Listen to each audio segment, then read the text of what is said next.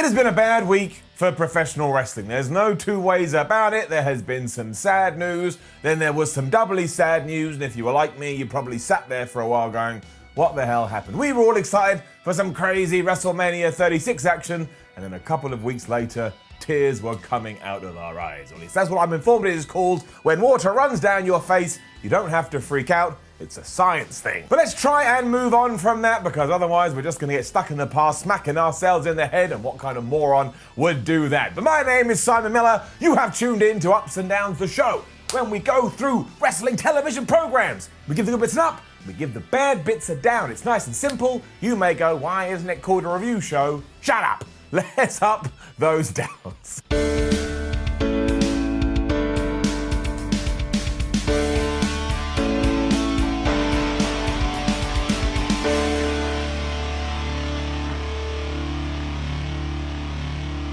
Smackdown started with a memorial graphic for Howard Finkel, who devastatingly passed away this week, and this was one of the things I was referencing in the intro. I'm sure this hit loads of people hard, especially if you're an old man like me, because literally, when I first started watching wrestling, he was one of the first guys that I saw. He is part of all these incredible wrestling moments that I remember, and he's the best damn ring announcer I've ever heard in my life. And I mean that all the way from my toes up to my bald head. And I still used to make jokes about it. He used to say all the time, at this time, at this time. Me and my mates would say that just because we like the thing. So rest in peace to him, and of course thoughts with him, his friends, and his family. We then got into the meat and bones of the show, and we started with a moment of bliss, and her guest was Braun Strowman. Now, I totally understand that if you just won your first major championship, you would be super happy, but what is with this grin that is over the monster among men's face every time he walks to the ring? It was so cheesy and it was so big here, I started going, I tell you man, that's to hide something. He's probably murdered somebody in the back and he's just thought of a way to cover it up so no one's going to be able to send him to jail. That is way too much, but hey, that's the thought I had. We got told it is going to be Braun Strowman versus Bray Wyatt for the Universal Championship at Money in the Bank. That feels a little too rushed for me, but I guess if times must, you just got to go with the flow. And then Alexa Bliss, Nikki Cross, and Braun just congratulated each other on all their title wins. It was a little bit like they forgot the cameras were on them, but it was nice. Nice is nice. Strowman noted that nobody knows Bray Wyatt better than he knows Bray Wyatt, which must have been a shot at Mrs. Wyatt, because you've got to imagine if you were the person that bore Bray Wyatt, popped him out, you'd probably think you know him the most, but Braun Strowman doesn't care, and then said, look, yes, I used to be in the Wyatt family, but I regret it, it was a mistake. And that doesn't sound very fair, Braun Strowman, because if it wasn't for Bray Wyatt bringing you into the WWE, you'd still be in the street pushing ambulances over. And if you do that in real life, you get arrested, but in the world of World Wrestling Entertainment, you get away with it. They're the rules. Braun then spied a present in the corner, and all of a sudden he was desperate to open it. But rather than be really excited, like most people are when they get a lovely gift, he was terrified, and he was doubly terrified when he opened it. And yes, it was his old goat mask from when he was in the Wyatt family. I don't think Braun realised it at first, because he was looking at it like it was the instructions to quantum physics. We started to hear Wyatt's laugh in the background, then we cut to an old picture of Braun Strowman when he was in said family, and then what the really weird thing is, when we cut back from that, everybody had just gone, and we were focused on the commentators. I had one big question. What the hell happened? This was really weird, and it was meant to be weird. For some reason, I quite like the idea of Braun versus Bray. I wouldn't have the title involved because of reasons we know from the past. But what are you going to do? It was a fine start to SmackDown. That was weird. It was a fine start to SmackDown. Give it up. It was women's #1 contender time next, or boss time, as Michael Cole had to say. And look, I don't get it either. I don't understand, but somebody must have made Tamina meaner than she ever was, because I'm really enjoying it. I know, should slap myself in the head a few more times, but what you gonna do? Give it up. Bayley was on commentary being an idiot, which was also enjoyable. And look, yes, I know there were a few mistakes in this match, but as I've said time and time again here on Ups and Downs, I'm not gonna rag on people for making mistakes.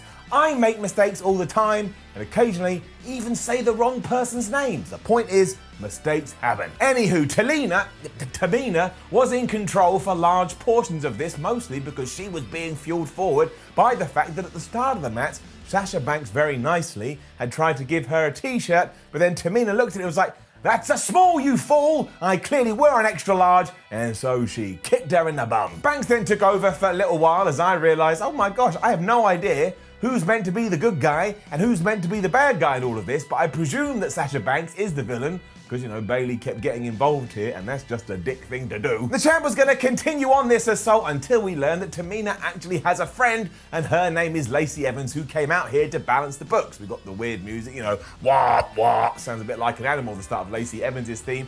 And she took Bayley out for lunch, with a tackle, and that allowed Tamina to hit Sasha Banks with a super kick, get the 1, 2, 3. And yes, next week on SmackDown, we will get Bayley versus Mrs. Mean to see who becomes the new champ. I say next week, I have absolutely no idea. I'm pretty sure they did mention it was going to be in 7 days at one point, but maybe it's at Money in the Bank, maybe it's in 422 years. No one actually knows, but hey, like I said, got a kick out of it. Backstage, we saw Jey Uso telling us that he is going to win the main event tonight when he goes against The Miz and Big E, and then we found out from Lacey Evans that her new goal in life is to follow Sasha Banks wherever she goes. So she's going to stalk her, which, by the way, Lacey Evans is illegal and also makes you sound like a song by The Police. I can't say Sting, because obviously it was a Sting song. Well, he sung it. But if I say Sting on a wrestling video, people go, Sting, Steve Borden? I'm like, no, Sting. The musician guy, it's just too complicated. Anyway, Lacey Evans, don't do it. Lacey also had Sasha written on her punching hand with one of those no entry symbols on it. And how ridiculous was that? Who would take their gimmick and just write it on their hands? What a pile of nonsense. Sheamus then won another squash match against Denzel Washington. That wasn't his name, it was Denzel DeJournette. But I am a 7-year-old boy who is now just making name jokes because only one person can have the same name. And yeah, it did him the world of good. He looks really powerful. He looks really strong. I would just like him to be put in a proper feud now, because ever since he came back from his big return, all he's had was that half program with Shorty G, and as we know, Shorty G is a walking biscuit. So if you could do that, WWE, I would appreciate it. And then that's exactly what happened.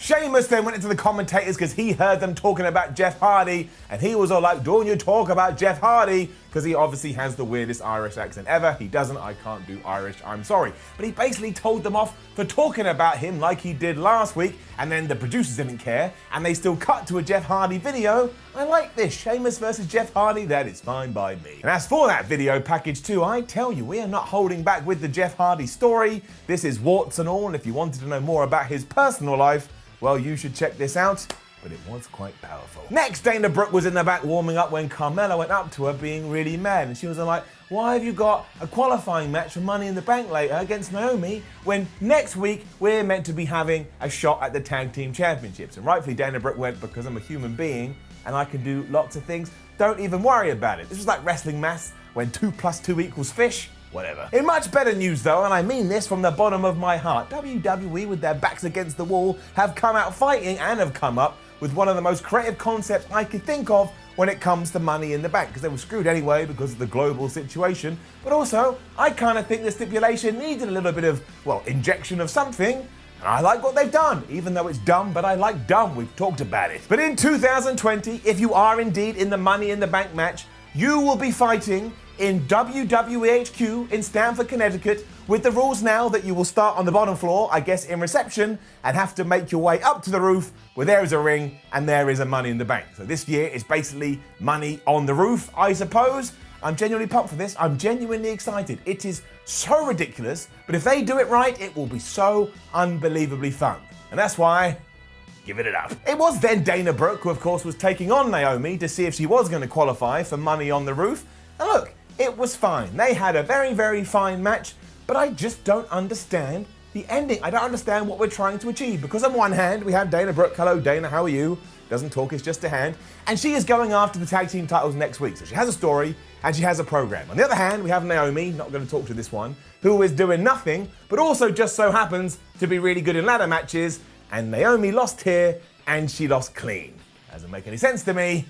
Down. Dana also won with a sunset flip here, and Naomi seemed quite surprised, so I'm going to call it one of the most devastating moves in all of sports entertainment. Bring it down. Is that 22, 23, 24? Let's say 25. 25. A fair play to WWE. They actually haven't had any for a couple of weeks, which scares me because I'm not used to living in this world. And this one wasn't really technically one anyway, but I have the power. And talking of having the power, who knew that Sonya Deville and Mandy Rose were going to be having the best storyline of the year? And doubling up on that power, some people are always having a go at me saying it's not finger of power, son, it's just a hand. Oh yeah? Watch this, give it an up. Oh, yeah, like The Undertaker. And we're finally giving Sonya Deville some time to actually underline who her character is. And wouldn't you know it, she did a really good job, because here she came out and she was all like, oh, Mandy Rose, I'm so sorry, please come out here. But as soon as Mandy Rose was out here, she's like, listen, you're a piece of trash. You've been holding me back. You've got no talent. And if it wasn't for you, I'd be a much bigger star than I am right now. And it was actually a damn decent promo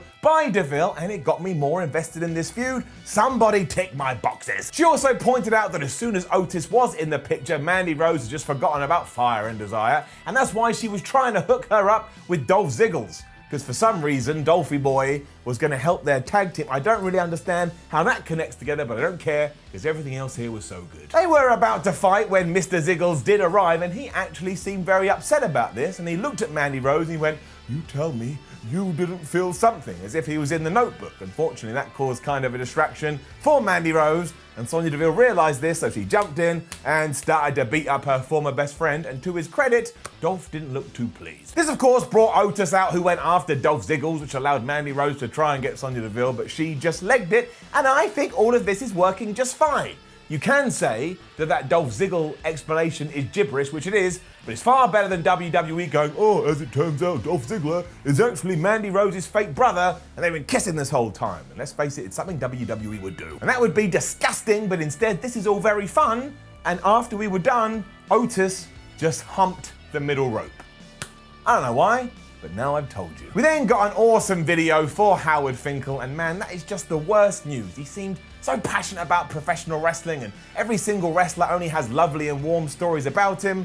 Again, just thoughts and feelings and whatever else to his friends and family. It really, really, really does suck. Miz then took over and said that actually no, he will be the person to win the main event later. And then we had a video for the Forgotten Sons, who I, ironically and actually forgotten, had been called up to the main roster. Sorry. It was then Daniel Bryan versus Cesaro for a spot on Money in the Roof, and look, just do what I always say to do. Go and watch it. Daniel Bryan is an incredible professional wrestler. Cesaro, I mean, WWE must know what they have with Cesaro now. You can put him in any environment and he will deliver exactly what you want. Give it up. I'm not just going to stand here and relay everything that happened either, because that's doing it a disservice, but I will say at one point, Daniel Bryan dove off the ropes and Cesaro caught him and turned it into a backbreaker, and it was one of the most beautiful things I've ever seen in my life. Some people like to go and watch Swan Lake. I want to see Cesaro do counter backbreakers. Drew Gulak and Shinsuke Nakamura also at ringside, but they didn't really do anything until the end, and that was when Daniel Bryan had Cesaro in the yes lock. Shinsuke went, well, ain't gonna that happen, and he tried to slide in, but that's what Drew Gulak was there for. He grabbed his leg, he socked him, Cesaro tapped out. Daniel Bryan will be fighting for some money in the bank on a roof. A nice normal sentence there. I don't think anyone has ever said that ever, and I realize I haven't done this for a while, but of course, you know, we've got to bring down the Swiss Superman stock meter thing, which is still at 0. I think this should have peaked a few weeks ago and I forgot to do it, but hey, we're up to date now. That stock meter is still crashed. We also had another one of these hacker the truth will be heard videos here, and I think the guy was hinting that some form of partnership is about to break up. We saw the New Day, we saw Sasha Banks and Bayley, we saw Dolph Ziggler and The Miz. No, we didn't. We saw The Miz and John Morrison. Don't know why I just did that. And I actually think it is going to be these latter two, given everything we saw in the main event. But it's kind of intriguing. At least it just hasn't been dropped like GTV. If you remember GTV, I'm guessing it's Ali, but we will find out. We had our final promo for the main event by Big E when he said that no, he was going to win tonight, which does mean that one of these three guys is lying because they can't all win. And hilariously, he even admitted how dumb this was, because he was like, we're going to fight for a tag team title, but we're only singles guys. And more on that in a bit. Afterwards though, Baron Corbin then once again tried to murder Elias. And I'm not joking here. You remember a few weeks ago when he pushed him off his perch and somehow Elias survived that? Well, here, not only did he ambush him when Elias was walking to the ring, but he took his scepter and he just jammed it right into Elias's throat. He also beat the crap out of his hand, I would assume, to stop Elias playing the guitar. And honestly, if you've been on King Corbin's ass recently going, the gimmick is so stupid, he's such a silly character. Well, he wasn't here. He was like a Terminator, and I actually think we may have turned a corner with this. I quite like Baron Corbin these days, and I think we should maybe move away from the royalty stuff and focus on this psycho stuff. I mean, Elias genuinely got his ass whooped. He better sell this. He better not be on TV next week after being pushed off a building with some tape around his shoulder. I want to look like he's had the worst week of his life. this was all right. And then, yes, in what has to be considered one of the most WCW things to ever happen in WWE, Big E became the tag team champions by winning a singles match. I mean, I'll never get my head around it, and I get it needs must, we're in crazy times, but that, my friends, is very, very strange. I even got a text from one of my friends who is getting into wrestling at the moment because of the lockdown, and it literally just read, "Can you always win the tag team titles when you're by yourself?" I replied saying, "Hey man, stuff just happens, you should watch my videos." But either way, all these three guys tried really hard, it was really fun, give it up. Sorry, give it up. I don't really know why we had to do the title change either, but maybe it's a case of that we are going to break up The Miz and John Morrison, so we've decided to do it now. Or maybe The Miz and John Morrison can't get to the shows at the moment again because of the situation, so needs must. And I'm fine with the New Day being the tag team champions again.